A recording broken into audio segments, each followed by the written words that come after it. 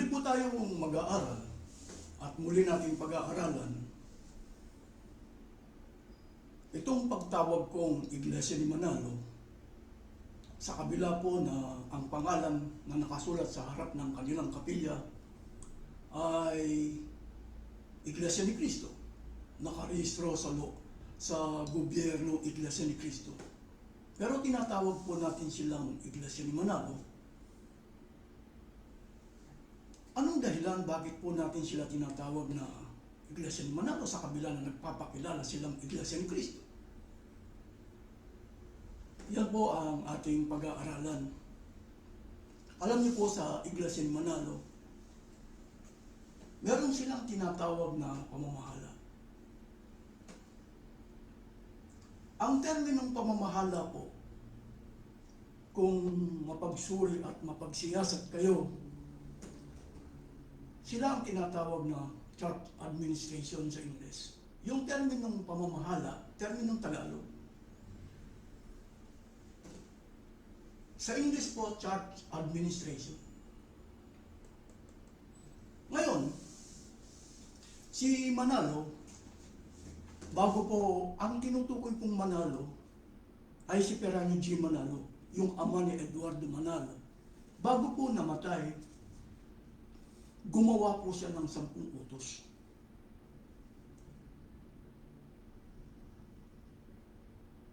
Sino po ang gumawa ng 10 utos? Si Peranio G. Manalo. Kung palabasa po kayo ng Biblia at meron kayong kaalaman sa Biblia, sino ang gumawa ng 10 utos para ipakilala sa bayang Israel?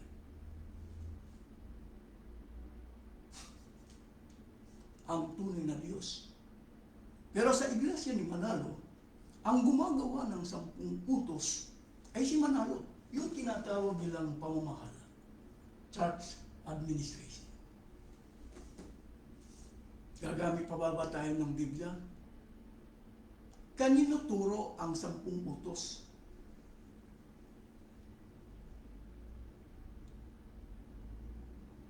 Na ginawa ni Manalo.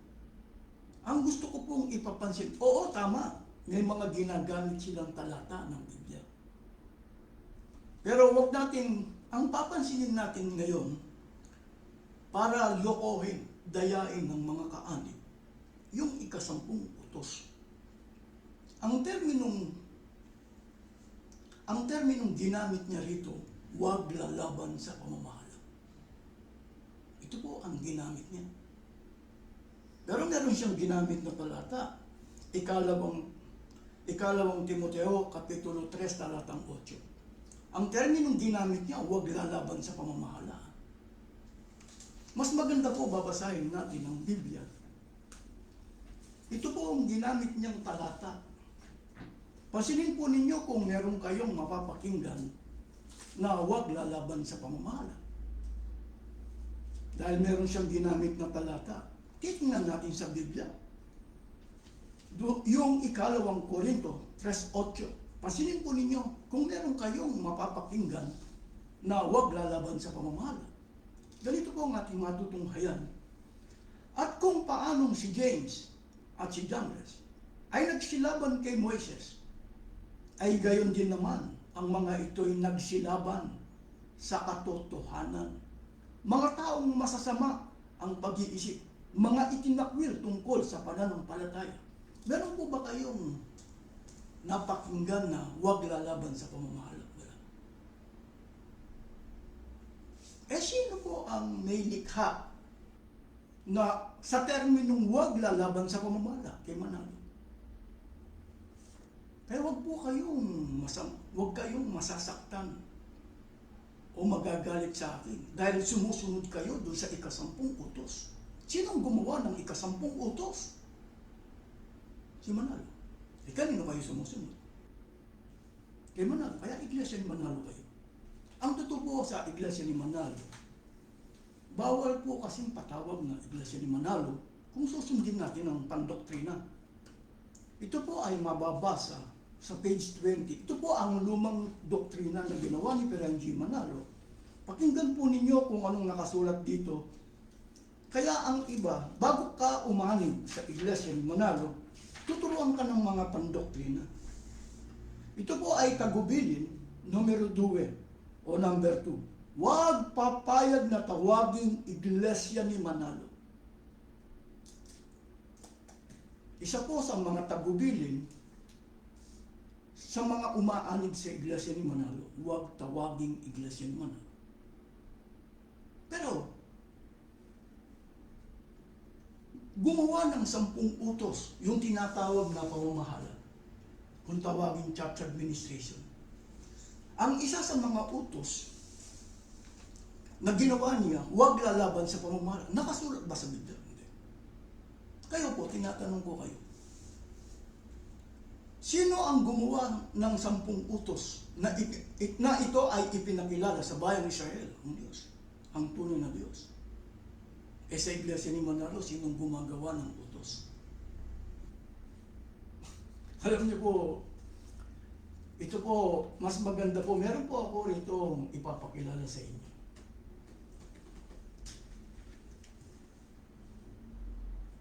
Ito po, para magkaroon po kayo ng kaalaman, karunungan, kung paano po ang pagiging Iglesia ni Cristo. Pero bago ko po ipapaliwanag ito, batay na rin po sa pagtuturo ng Iglesia ni Manalo, paano po ba ang pagiging Iglesia ni Cristo batay sa kanilang pagtuturo? Ang babasahin po natin ang isang pasugo, mula sa pasugo kung paano po ang pagiging Iglesia ni Cristo. Yung tunay. Ganito po ang ating matutunghayan sa isang pasugo, paano po ba ang pagiging Iglesia ni Cristo batay sa kanilang pagtuturo? Ang babasahin ko sa inyo ang pasugong ito, January hanggang March 1994. Ganito po ang ating matutunghayan batay sa kanilang pagtuturo. Paano po bang pagiging Iglesia ni Cristo?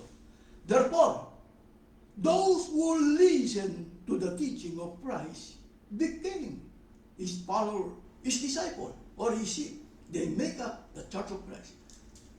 Batay po sa pagtuturo nila, itong mga nagpapakilalang Iglesia ni Cristo na ipinakikilala natin Iglesia ni Manalo. Paano po bang pagiging teaching of Christ? Sino po ang may turo nito ng 10 utos? Sino po ang gumawa ng 10 utos nila? Si Manalo. Hindi po teaching of Christ. Kasi kapag ka teaching of Christ, mababasa sa Biblia. Yung pong terminong huwag lalaban sa pamamahala, nakasulat po ba sa Biblia? Hindi. Wala. Paano po? Kaya kailangan pong pag-aaralan ninyo. Madaling magpakilalang Iglesia ni Cristo. Pero kanino aral? Kanino turo? Ang sinusunod ninyo. Meron po akong blackboard dito. Sa tunay na Iglesia ni Cristo, ang head ay si Cristo. Kung babasahin mo sa Colosas 1:18. At siya rin ang tagapagligtas, pero 5:23. Sa tunay na Iglesia na kanyang pag-aari. Yung po bang head, kanino turo ang itinuturo niya? Batay po sa pagtuturo ng Biblia, batay rin sa pagtuturo ni Kristo. Ganito po ang ating mababasa sa aklat po ng Juan. Aklat po ng Juan, Kapitulo 7, talatang 16, ito po ang hindi ikinagugulat ng Iglesia ni Manalo. Aklat po ng Juan, Kapitulo 7, talatang 16, pakinggan po ninyo kung anong nakasulat dito. Sumagot si Jesus, hindi akin ang iniaaral ko, kundi sa nagsugo sa akin. Bilang ulo sa tunay na Iglesia, nakakagawa ba siya ng utos? Hindi. Kanino nagmula? Sa nagsugo sa Kanya. Sino ang nagsugo? Kay Kristo, ang Diyos. Kaya po ang tunay na iglesia na pag-aari ni Kristo ay galing po sa Diyos. Deuteronomio 12:32.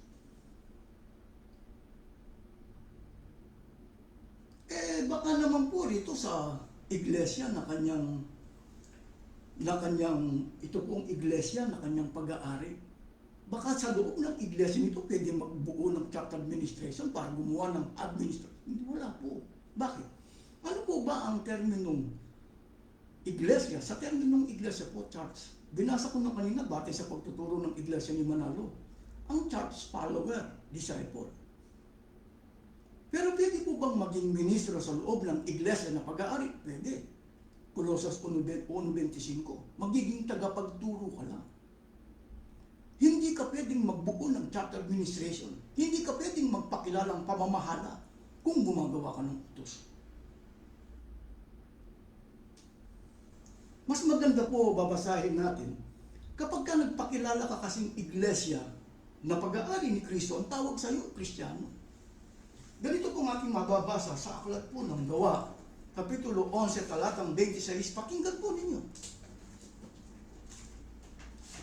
Ganito ang ating matutunghayan, aklat po ng Gawa, Kapitulo 11, talatang 26, pakinggan ninyo kung paano po ang pagiging Kristiyano o alagad ni Kristo. 11:26 ng Gawa. At nang siya'y kanyang masumpungan, ay kanyang dinala siya sa Antioquia. At nangyari na sa buong 1 taon, sila'y nakisama sa iglesia at nagsipagturo sa maraming tao, at ang mga alagad ay pinasimulang tawagin mga Kristiyano sa Antioquia. Kapag ka tinatawag kang iglesia, ang may-ari ay si Kristo, kailangan po sa Diyos galing ang utos. Hindi po dun sa tinatawag na church administration. Hindi po dun sa tinatawag na pamamahala. Tatandaan niyo. Alam niyo po, mas maganda babasahin ko sa inyo aklat po ng Santiago. Aklat po ng Santiago, Kapitulo 4. Pakinggan po ninyo kung anong nakasulat dito. Aklat po ng Santiago, Kapitulo 4, talatang 12. Pakinggan ninyo. Iisa ang tagapagbigay ng kautusan at hukom. Siya ang may kapangyarihang magligtas at pumuksa. Kaya, sino ka na humahatol sa iyong kapwa? Iisa lang po ang tagapagbigay ng utos. Ang mga utos po na kailangan natin sa kaligtasan, nakasulat na sa Biblia. Hindi ka na pwedeng gumawa ng utos. Nakatulad ng ginagawa ng iglesia ni Manalo, gumagawa sila. Katulad po nito, ang pananakot ni Manalo. Alam niyo po kung bakit nila tinatakot? Si Manalo po kasi, bago siya namatay, kilala na niya ako. Kilala na niya ako. Dahil ipinakikilala niya ako, pinakikilala ako ng mga miyembro nila. Kaya bago namatay si Perangi Manalo, gumawa siya ng 10 utos. Ang isa sa mga 10 utos na kanyang ginawa ay huwag lalaban sa pamamahala. Ang terminong huwag lalaban sa pamamahala, ang terminong pamamahala po, church administration. Pero gusto ko pong bigyan ko kayo ng kaalaman. Binasa natin kanina ang ikalawang Timoteo 3:8. Alam niyo po si Moises. Sino ba si Moises? Itong kinalaban ni na James at Jambres. Si Moises. Mas maganda po babasahin natin ng Biblia kung ano si Moises. Papasinin po ninyo ano po. Ang babasahin ko po sa inyo, aklat po ng Bilang, dagdag kaalaman po. Kung ano si Moises na kinalaban ni na James at Jambres. Ganito po ang ating matutunghayan para mapakinggan po ninyo kung ano si Moises. Kasi po maraming hindi nakakaalam nito kung ano si Moises. Ang babasahin ko po sa inyo ay aklat po ng Bilang, Kapitulo 28. Sinabi ni Moises, malalaman ninyo, ngayon, nasinugo ako ni Yahweh upang gawin ang mga bagay na ito at ito'y hindi ko sariling kagustuhan. Ano si Moises? Sugo. Sugo. Tatandaan po natin. Sinugo ng Diyos. Ito po bang gumawa ng 10 utos na ito? Yung gumawa ng 10 utos na ito, siya ba'y sugo? Alam niyo po, kaya ako tinatanong. Dagdag kaalaman po sa inyo. Sa Iglesia ni Manalo, meron po silang ipinakikilalang huling sugo. Ito, pasugo. Kailan namatay si Felix W. Manalo? Ito po ang kinikilala nilang huling sugo, 1963. Yung nagpapakilalang huling sugo na si Felix W. Manalo, sugo ba sila? Hindi. Bakit? Huli na si Felix W. Manalo. Sino po ang gumawa ng 10 utos? Hindi na po sugo. Pasinin po ninyo. Baka basahan tayo ng Colosas 1.18. Colosas 1.25. Babasahan tayo. Sino po nagtuturo sa Colosas 1.25? Si Pablo. Ipinakikilala niya na siya ministro. Tatandaan po natin. Si Pablo, hindi ba niya ipinakikilala na siya sugo? Bakit itong kumikilala kay Felix W. Manalo na huling sugo, paano sila magpapakilala ng sugo?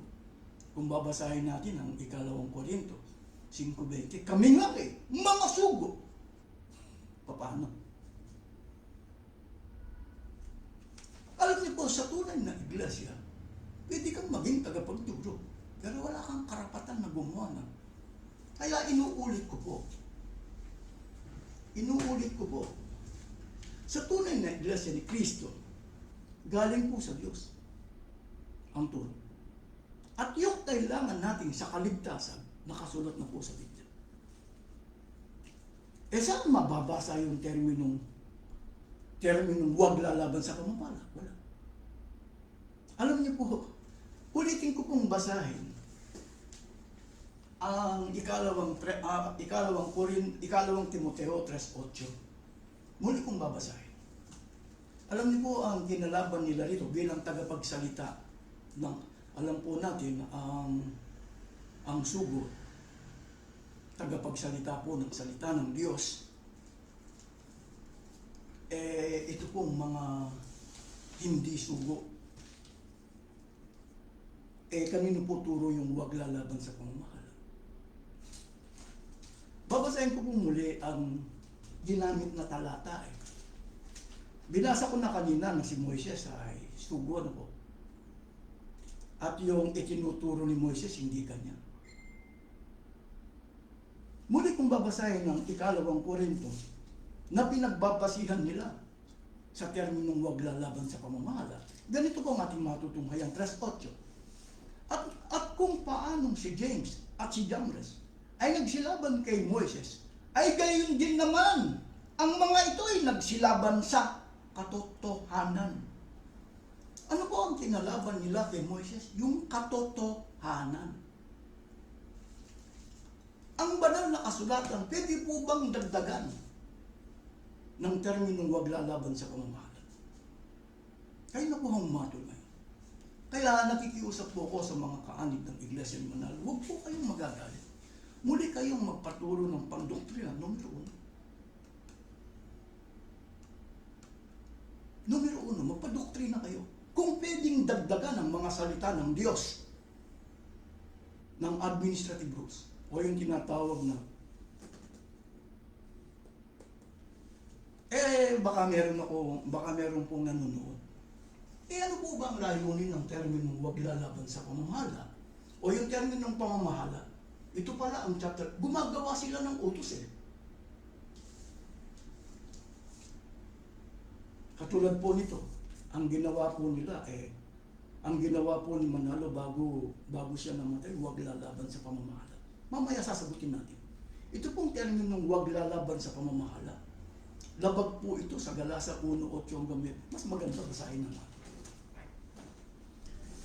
Ganito po ang ating matutunghayan. Pakinggan po ninyo kung bakit lumalabag. Dito maraming nagtatanong. Kahit tunay kang tagapagturo, pwede kang itakwil. Pero kailan? At papaano? Babasahin ko po sa inyo aklat po ng Galacia,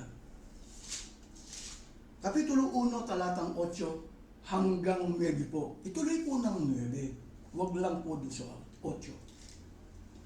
Datapot kahimat kami, o isang anghel na mula sa langit, ang mangaral sa inyo ng anumang ebanghelyo na iba sa aming ipinangangaral sa inyo ay matakwil. Ayon sa aming sinabi ng una, ito na po yung 9. Ayon sa aming sinabi ng una, ay muling gayon ang aking sinasabi ngayon. Ang Iglesia ni Manalo po ba? Ito po ang paniniwala ng Iglesia ni Manalo. Batay po sa kanilang pasugo, panoorin po ninyo.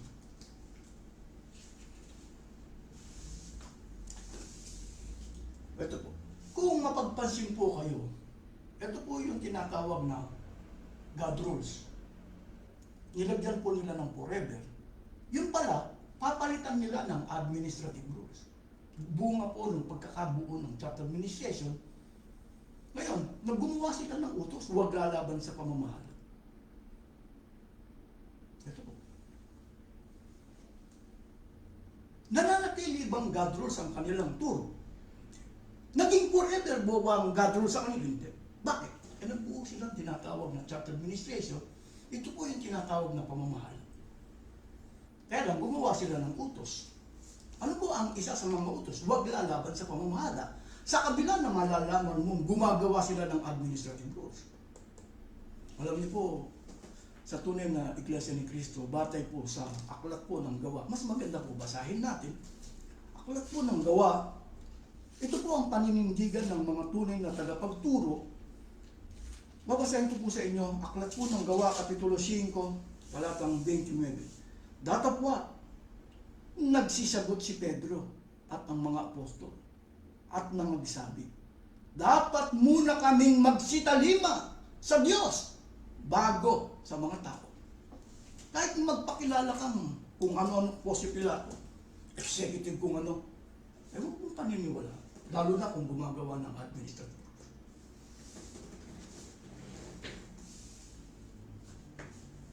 Kanino turo yung itinuturo ni Kristo sa Diyos? Yung pananakot ng Iglesia ni Manalo, kanino turo? Huwag lalaban sa pamamahala. Kay Manalo. Nakasulat po ba sa Biblia? Wala.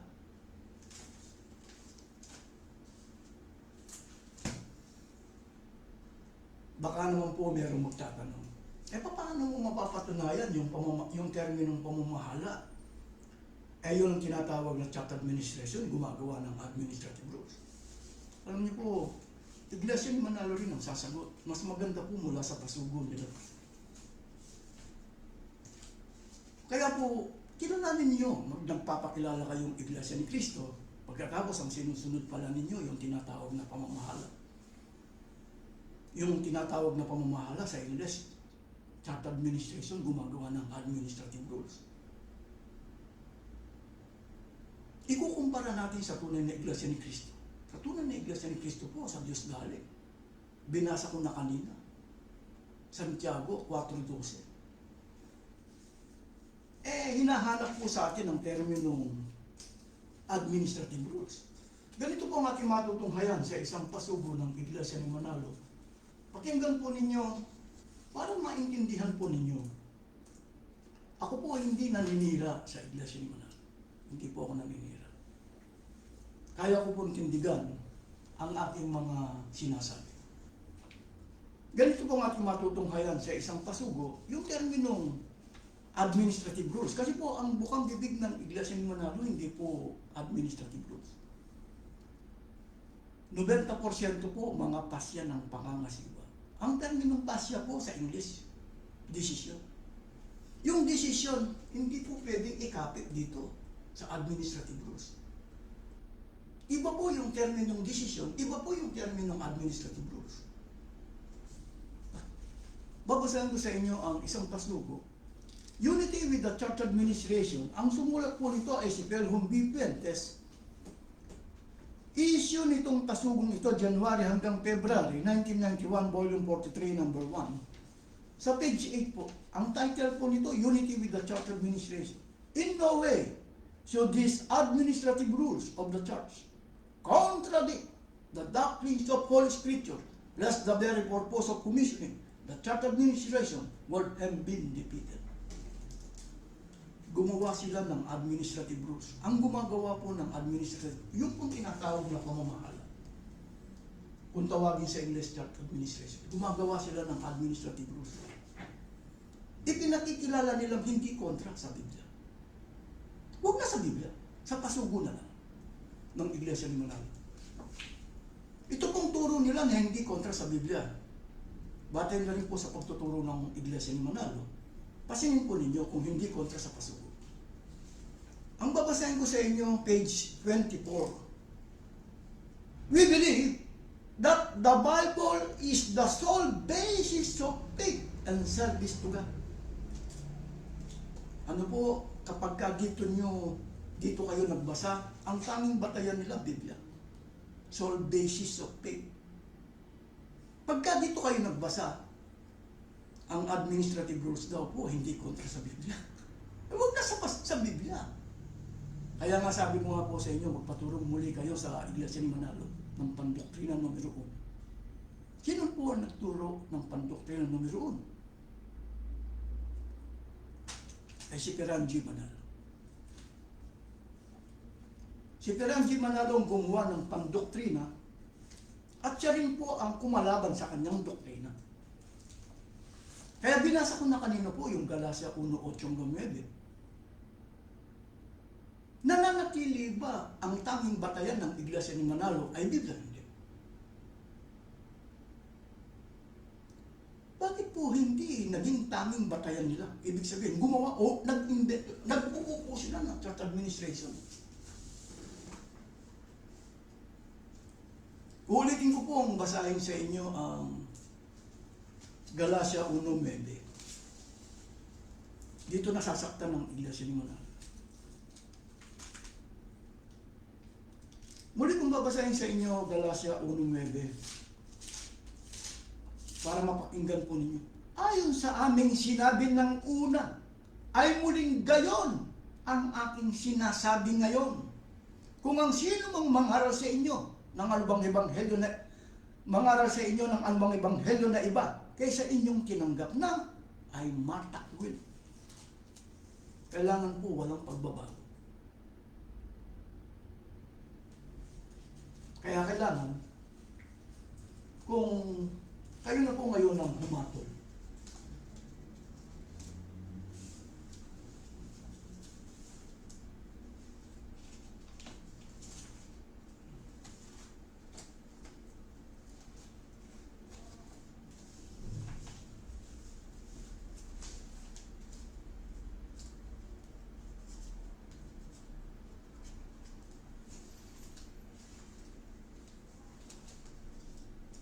ito po, kayo na po ngayon ang humatol para mapansin ninyo.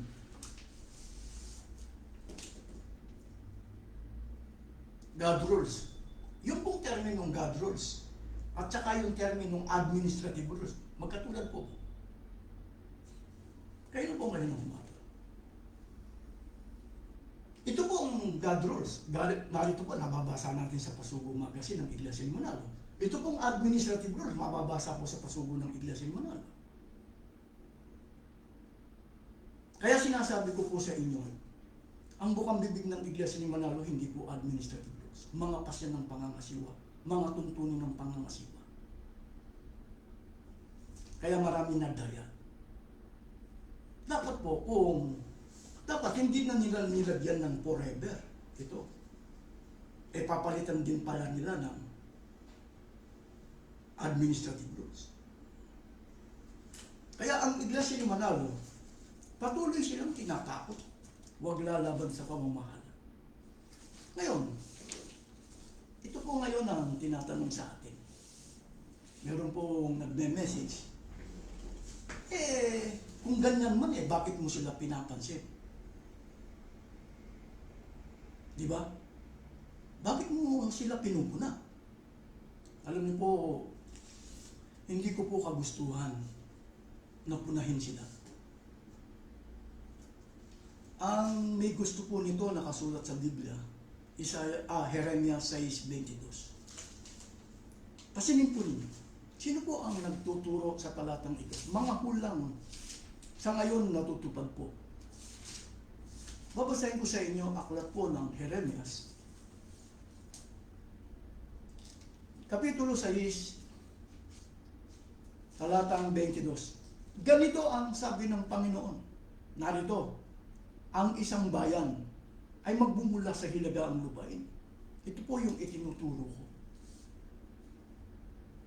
Tuloy natin ang basa. At isang dakilang bansa ay pupukawin mula sa kaduluduluhang bahagi ng lupa. Meron pong isang dakilang bansa na nagmula sa kaduluduluhang bahagi ng lupa. Kailangan silang pukawin. Ang ibang termino po ng pukawin, igisingin. Bakit kailangan silang pukawin, gisingin? Mas maganda po babasahin natin ang Isaias 24:15-16. Pakinggan po ninyo kung bakit kailangan natin silang gisingin. Kasi po, ang akala nila, nasa uring iglesia ni Cristo sila. Meron pa silang paniniwala na the third and the last group. Ibig sabihin, hindi na matatalikod. Bakit kailangan silang pukawin, gisingin? Ganito po ang ating matutunghayan, aklat po ng Isaias 24:15-16. Kaya't luwalhatiin ninyong Panginoon sa silanganan, sa makatwidbagayang pangalan ng Panginoon ng Diyos ng Israel, sa mga pulo ng dagat. Mula sa kaduluduluhang bahagi ng lupa'y nakarinig kami ng mga awit, kaluwalhatian sa matwid. Ngunit aking sinabi, namamatay ako, namamahit ako sa ama ko. Ang mga manggagawang taksil ay nagsisigawang may kataksilan. Oo, ang mga manggagawang taksil ay nagsisigawa na may lubang kataksilan. Bakit kailangan silang pukawin, gisingin? Naging manggagawang taksil sila. Paano sila naging taksil sa harap ng Diyos? Sino? Ang lupa naman ay nadumhan sa ilalim ng mga naandoon sapagkat kanilang sinalangsang ang kautusan. Kaya po sinasabi sa inyo, ito po. God rules, administrative rules.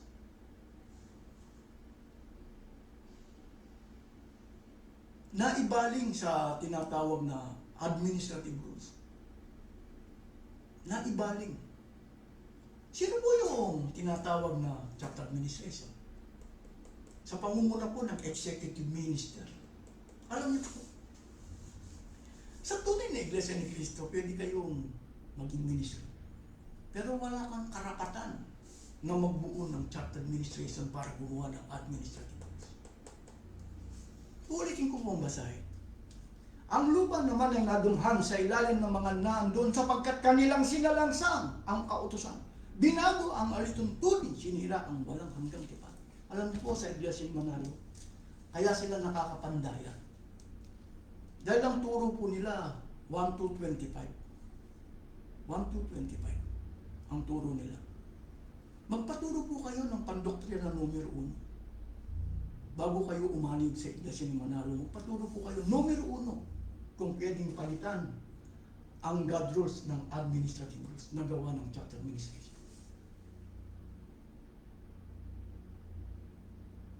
Alam niyo po, sa tunay na iglesia ni Cristo sa Diyos galing ang ito. Hindi po galing sa sentral. Saan ba naroon yung tinatawag na chapter administration? Ang tawag nila central eh. Pero sa ngayon, ang tawag pala nila Malacanang sa Quezon City.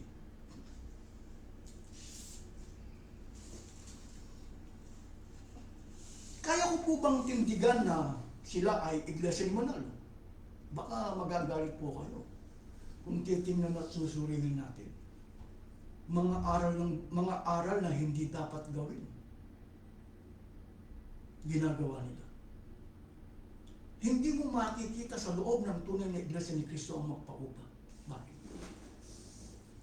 Babasahin ko po sa inyo, aklat po ng 1, Kapitulo 10, talatang 12-13, turo ni Kristo. Ganito po ang ating matutunghayan, magandang balita, Biblia. Kapitulo 10, talatang 12-13.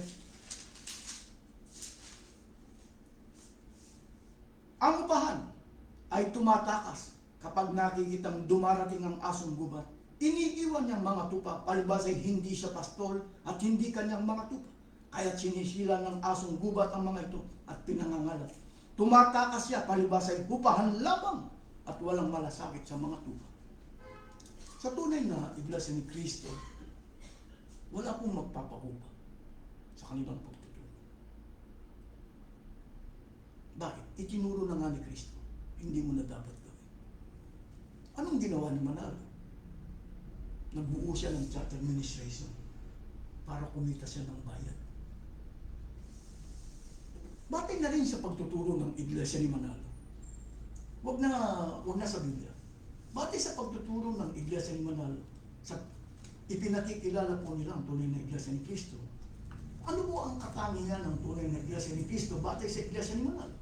Ganito po ang ating matutunghayan sa isang pasugo ng iglesia ni Manalo. Huwag na sa atin. Kung anong katangian ng tunay na iglesia ni Kristo, ito po. Silang magpapatutuo kung anong katangian ng tunay na iglesia ni Kristo. Ikukumpara natin sa iglesia ni Manalo. Pero binasa ko na kanina, 1 Kapitulo 10, talatang 12-13, kung matalino kayo. Ikukumpara sa iglesia. Kaya po sa iglesia ni Manalo, lahat ng ministro ni Manalo, walang magtuturo na sila'y kumikita ng bayan. Walang magtuturo na ginagamit nila ang voluntary contribution na puhunan para kumita ng bayan.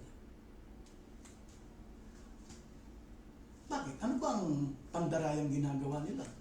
Para makapandaya, ipinakikilala nila ang tunay na iglesia ni Kristo. Kumbaga, iba ang turo sa labas, iba ang turo sa loob. Kaya ang ipinakikilala nila sa labas, ang tunay na iglesia ni Kristo, para makapanligsa sila. Kaya ano bang katangian ng tunay na iglesia ni Kristo batay sa iglesia ni Manalo? Ganito ang ating matutunghayan sa isang pasugo. Ang babasahin ko po sa inyo, random note, how expensive is the way to the Catholic heaven, page 17, pasugo, May 1994. Babasahin po natin, volume 46, number 5, May 1994. The Christian, ito po yung tunay na iglesia ni Kristo na ipinakikilala nila. God's people in the latter times are agonised to give as much as their heart can cheerfully give, for God loves a cheerful giver. Luke chapter 10, verse 7 state that the laborer is worthy of his hire, but states in what is your consist of food and drink when he goes on missionary journey. There is absolutely nothing in the Bible that specifies this for specific religious services. Uulitin ko po yung ulit. There is absolutely nothing in the Bible that specifies this for specific religious services. Kung tunay kang iglesia ni Kristo, wala kang kikitain bayad. Walang kinikitang bayad kapag ka ang tanging batayan mo'y Biblia. Sino mismo nagtuturo? Hindi po ako. Ikukumpara natin sa iglesia ni Manalo. Bakit walang bayad na kinikita ang iglesia ni Manalo sa pamamagitan ng mga ministro? Bawal ituro. Hindi po, meron pong bayad ang pag-aaral sa pagka-ministro. Bawal ituro. May bayad ang pasugo. Bawal ituro sa labas ng kanilang sekta. Kaya ano ngayon ang ginagawa natin? Inilalantad natin kung paano kumikita si Manalo tangi sa voluntary contribution. Masama po bang ilantad natin? Hindi. Pupukawin. Gigisingin. Bakit? Naging manggagawang taksil sila. Kaya doon ako humanga kay Manalo. Si Manalo, nakakagawa siya ng 10 utos. Si Manalo nakakagawa ng 10 utos. Sa tunay na Iglesia ni Cristo, galing sa Diyos ang mga utos. Si Manalo nakakagawa siya ng 10 utos.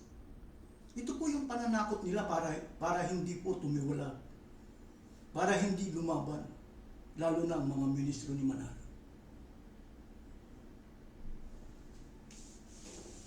Kaya bawat bahay, meron po nitong 10 utos. Para takutin ng mga miyembro na huwag silang kalabanin itong chapter administration kung tawagin nila pamamahala. Kanino po aral ang sinusunod nila?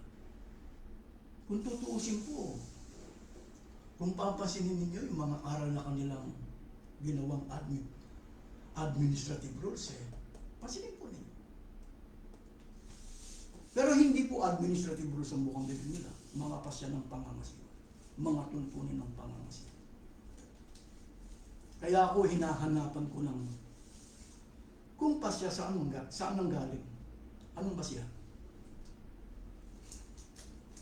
Wala. Kaya ganyan po akong kusang umalis o tumiwalag. Pinasunod ni Manalo sa tinatawag na chapter administration. Mga tao po to. Ito pong chapter administration, ito po yung tinatawag na pamamahala. Mga tao po yan. Gumagawa po sila ng administrative rules. Ang mga administrative rules po nila hindi dapat gawin.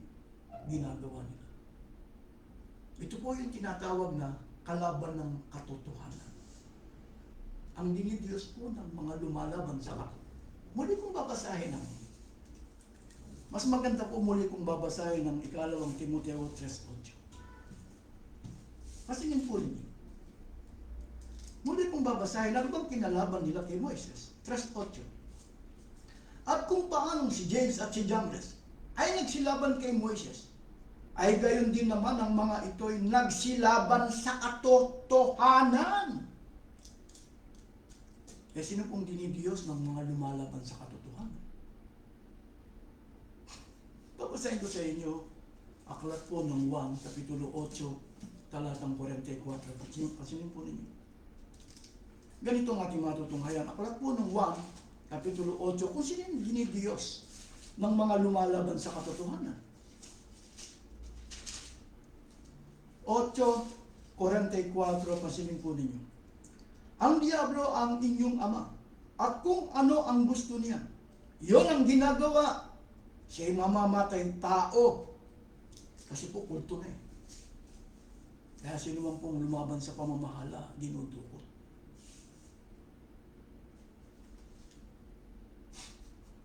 Ginagamit ang mga pulis. Ulitin ko. Ang diablo ang inyong ama, at kung anong gusto niya, yon ang inyong ginagawa. Siya'y mamamatay tao sa simula pa.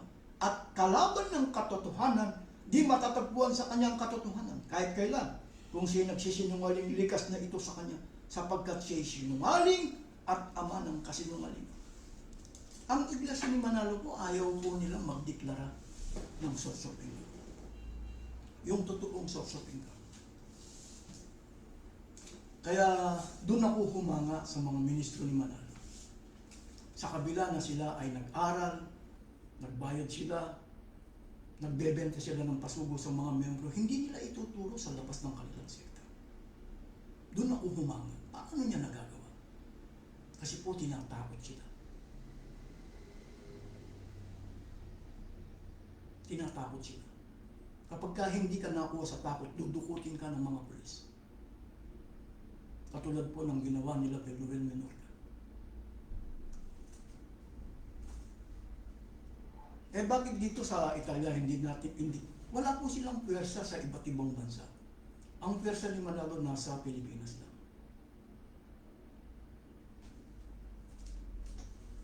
Mas maganda pong maghayag ng katotohanan ng lantaran sa Pilipinas. Ang problema nga lang natin, ang tinatawag na gobyerno. ang tinatawag na gobyerno kasi po karamihan po sa mga ahensya ng gobyerno ay mga miyembro po ni Manalo. Yan po ang isa sa mga dahilan kung bakit si Manalo sinasakop niya ang gobyerno. Naglalagay siya ng mga tao sa bawat ahensya ng gobyerno kung saan malala yung corruption. Kaya ang karamihan mga kaanib ng iglesia.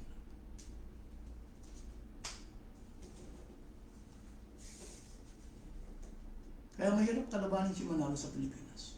Hindi lalaban ng parehas. Pero mas maganda po kung merong maghahamon. Sabi nga ng karamihan by internet, pwede na tayo lumaban ng debate. Wala po akong inaatrasan sa mga ministro ni Manalo. Kaya niyo bang patunayan na kayo Iglesia ni Cristo na pag-aari ni Cristo? Alam niyo po, meron pala akong muling babasahin. Meron akong, alam niyo po ang paniniwala kasi ng Iglesia ni Manalo.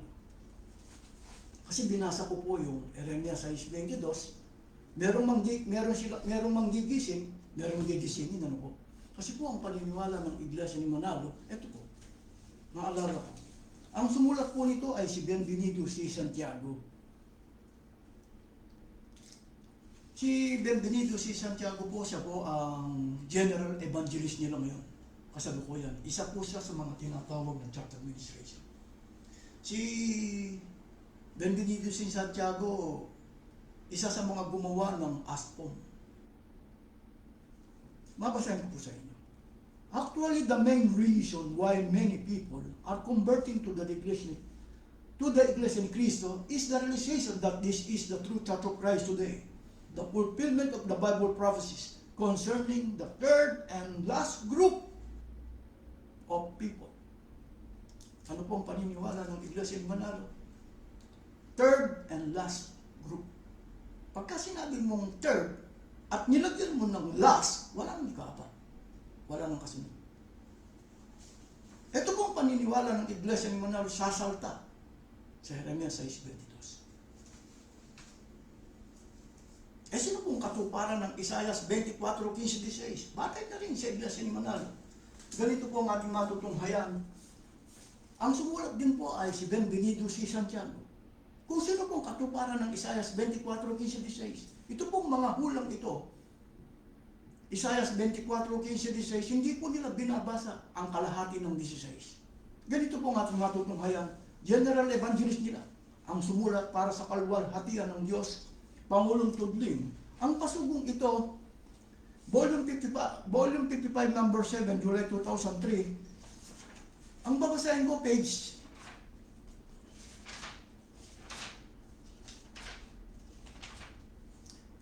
16. Bilang mga lingkod ng Diyos sa mga huling araw na ito, batid natin na pangunahin tungkulin natin na siya'y paglingkuran at sambahin. Sa katunayan, nakasaad sa hulang nagpapatotoo sa ating kahalalan na itong layon ng Diyos sa pagtawag niya sa atin, sinabi ni Propeta Isaias. Kaya't walhatiin ninyo ang Panginoon sa silanganan, sa mga tibagay ang pangalan ng Panginoon, ang Diyos ng Israel, sa mga pulo ng dagat. Mula sa kaduludulong bahagi ng lupa ay nakarinig kami ng mga awit, kalwalhatian sa matwid. Kulang po ang sinulat ng general evangelist nila sa pasugo. Paano masasabing pasugo ng Diyos to kung kulang? Huwag mong daragdagan, ibabawasan. Ayaw nilang ipakilala yung 16. Ngunit aking sinabi, namamatay ako, namamayat ako sa aba ko, ang mga manggagawang taksil. Alam niyo po, yung ginawa ni Manalo, hindi na po bagong bagay sa akin. Kung palabas na po kayo ng Biblia, yung magpapakilala silang pamamahala, magpapakilala silang church administration, gumagawa sila ng admin. Hindi na po bagong bagay sa akin. Kung palabas na po kayo ng Biblia, akulat po ng Marcos, Kapitulo 4, ay Kapitulo 10, talatang 42, pakinggan po ninyo. Ito lang ang ginawa ni Manalo. Kapitulo 10, talatang 40, kaya't pinalapit sila ni Jesus at sinabi, alam ninyo na ang mga itinuturing na pinuno ng mga hintil ay siyang pinapanginoon at ang mga dinadakila ay siyang nasusunod. Kailangan kasi nilang magpakilala ng church administration, pamamahala, para sundin sila. Hindi lamang para sa din, gumagawa pa nga ng administrative rules. Kung titingnan po ninyo, yung mga administrative rules nila, kaya may bayad ng pag-aaral sa pagkaministro, may bayad ng pasuko. Yung pong ginawa ni Manalo na pagkakaroon ng chapter ministry, kung magpaturo kayo sa iglesia ni Manalo, paano nagkaroon ng council? Ginaya lang ni Manalo yung tinatawag na council. Kung saan ginawang Diyos ang Kristo, kung saan ginawang... Pero babasahin ko po sa inyo, para mapasunod yung tao. Kaya nga iglesia ni Manalo. Yung pong inuulit ko pong lagi, pwede po bang maging ministro sa loob ng iglesia? Pwede. Colossus 1:25. Wala kang karapatan na mag-create o magbuo ng chapter ministry para gumawa ng administration. Magtuturo ka lang ng salita ng Diyos. Muli kong babasahin ang 42. Kaya't pinalapit sila ni Jesus at sinabi, alam ninyo na ang mga itinuturing na pinuno ng mga hentil ay siyang pinapanginoon at ang mga dinadakila ay siyang nasusunod. Ngunit hindi ganyan ang dapat umiral sa inyo. Sa halip, ang sino man sa inyo na ibig maging dakila ay dapat maging lingkod. Alam niyo po, isang namamalimos o mga namamalimos na ka-aeroplano, naka-helicopter, nakabahay sa Fortes. Namamalimos lang. From voluntary contribution ng mga kahanin. Sino po yan? Si Manalo. Hindi po kumikilala sa Diyos. Lalo na yung mga miyembro. Kung yung mga tagapagturo ninyo hindi kumikilala sa Diyos, lalo po yung mga miyembro. Kaya wala pong magpapakilala o walang, alam niyo po tingnan po niyo yung mga ministro. Kung magagawa niyo, eto ang aming kinikilalang tagapangasiwa, tagapamahala, meron pong eroplano. Wala po niyang magtuturo. Meron pong bahay, walang magtuturo niya. Bakit walang magtuturo? Mandadaya pa sila. Paano nalaman? Meron po kasi po ang iglesia ni Manalo nawawala na sa pagka-blackout sa media. Kaya ganyan pong nalalantad. Ewan ko lang po ngayon. Ang balita ko, Katoliko na yung pumalit doon sa mga nagbabantay sa dalawa niyang kapatid. Yung pinaka-head, Katoliko na. Kapag Katoliko na, kasi po kung under sila ng mga iglesia ni Manalo, yung mga namumuno doon sa kulungan, under po ng mga Katoliko, blackout sila sa media. Kaya hindi po malalaman ng taong bayan kung anong nangyayari doon sa dalawang kapatid ni Eduardo Manalo. Kasi close sila. Kumbaga, blackout sa media. Kayo po, kung binabasa ninyo mga talatang ito, ikukumpara ninyo, ito po yung katangian ng tunay na iglesia ni Kristo. Ulitin ko po 43. Ngunit hindi ganyan ang dapat umiral sa inyo. Sa halip, ang sino man sa inyo na ibig maging dakila ay dapat maging lingkod. Sino mang ibig maging pinuno ay dapat maging alipin ng lahat, sapagkat ang anak ng tao ay naparito, hindi upang paglingkuran, kundi upang maglingkod at ibigay ang kanyang buhay sa ikatutubos ng marami. Si Manalo at ang kanyang mga ministro, kaya lang hindi makapagbigay. Bakit? Umaasa lang sa limos. Buhay pa kaya? Tingnan nyo, kilalanin nyo si Manalo kung paano nagbibigay ng abuloy. Galing sa tulong. Galing sa limos ng mga kahanin. Sa panahon ng pagsamba, nagkukunwari sa pagbibigay ng abuloy. Buhay pa kaya ang ibibigay, pera lang hindi makapagbigay. Meron bang magtuturo na ang kanilang nililimusan na aeroplano? Yung nililimusan nila, nakabahay sa Fortes Park, 1 billion ang halaga. Alam niyo po, yung pinaka-central ng Manalo, 4 ang latagan ng helicopter.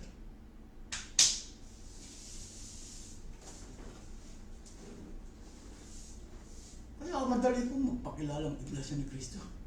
Ang pangalan po nila, Iglesia ni Cristo, tama. Wala naman akong tutol ang pangalan. Paano yung Mormons? Paano yung Church of Christ for Blacks? Hindi po basihan na kumo ang pangalan Iglesia ni Cristo kay Cristo na hindi. Kinakailangan susuruin po yung mga aral.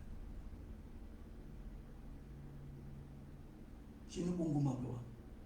Kaya binabaklas natin yung paniniwala ng Iglesia ni Manalong wag lalaban sa pamamahala. Alam niyo po, ang ginawa ng kanilang tinatawag na pamamahala, mga aral ng demonyo ang ipinapagawa.